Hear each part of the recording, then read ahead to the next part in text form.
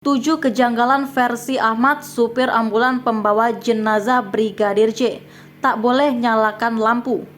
Ahmad, supir ambulan pembawa jenazah Brigadir Nofriansah Yosua Huta Barat alias Brigadir J, memberikan kesaksian di persidangan yang digelar di Pengadilan Negeri Jakarta Selatan pada Senin 7 November 2022. Kesaksian Ahmad menjadi penting karena ia mengetahui detik-detik Brigadir J dibawa ke rumah sakit dalam keadaan sudah tak bernyawa.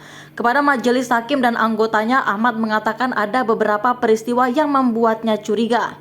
Adapun beberapa peristiwa itu dirangkum tribunnews.com melalui tayangan Kompas TV. Tidak tahu jemput jenazah. Malam pada waktu kejadian tanggal 8 Juli 2022, Ahmad mengatakan bahwa dirinya mendapatkan telepon dari Sofyan Kasman, salah satu owner PT Bintang Medika, untuk menjemput seseorang. Permintaan tersebut, kata Ahmad, datang dari orang yang tidak dikenal.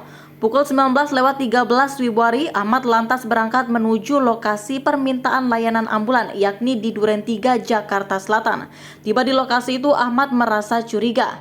Saya dapat telepon itu jam 7 malam dari informasi Sofyan Kasman, salah satu owner PT Bintang Medika.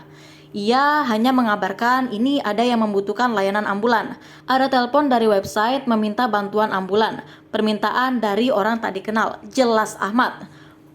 Pada saat penjemputan Brigadir J, Ahmad mengaku bahwa ia tidak tahu jika ia menjemput jenazah. Ahmad mengaku biasanya ia hanya diminta menjemput orang sakit.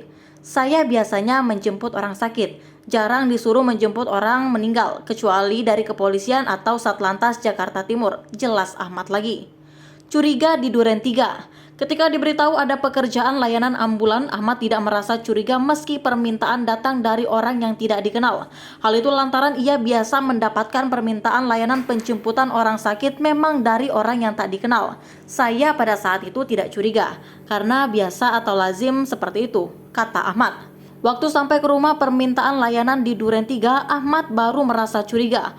Waktu sampai ke rumah, saya curiga dan menginsting kalau ada suatu kejadian kematian, sambung Ahmad. Hingga akhirnya ia menemui ada seseorang yang tergeletak tak bernyawa yang tidak lain adalah Brigadir J. Memasukkan jenazah ke kantung dibantu orang. Ia kemudian memasukkan jenazah Brigadir J ke kantung jenazah.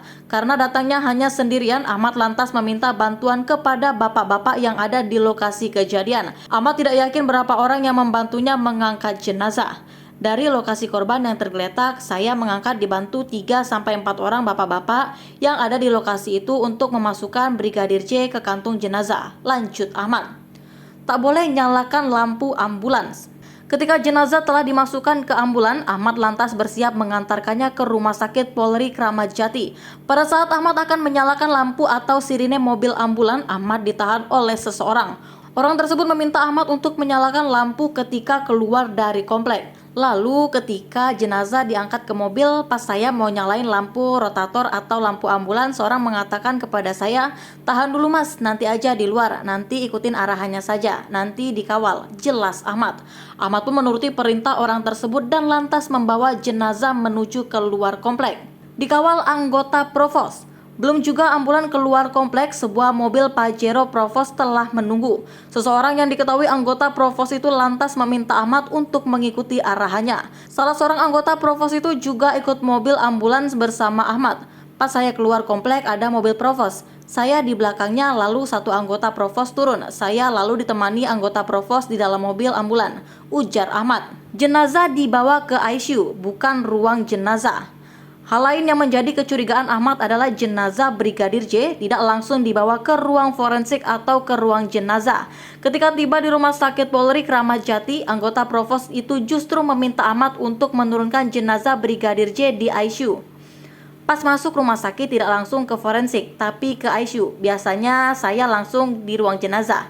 Namun ada kejanggalan di sana. Umumnya jenazah langsung dibawa ke ruang jenazah. Namun jenazah ternyata langsung dibawa ke ruang ICU, jelas Ahmad. Setelah menyelesaikan pekerjaannya, Ahmad mengaku tidak diizinkan pulang.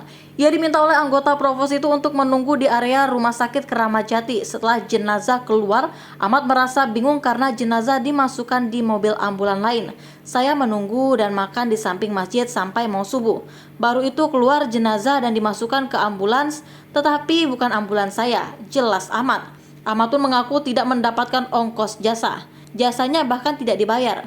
yang hanya dibayar adalah jasa sewa dan cuci ambulan, terang Ahmad.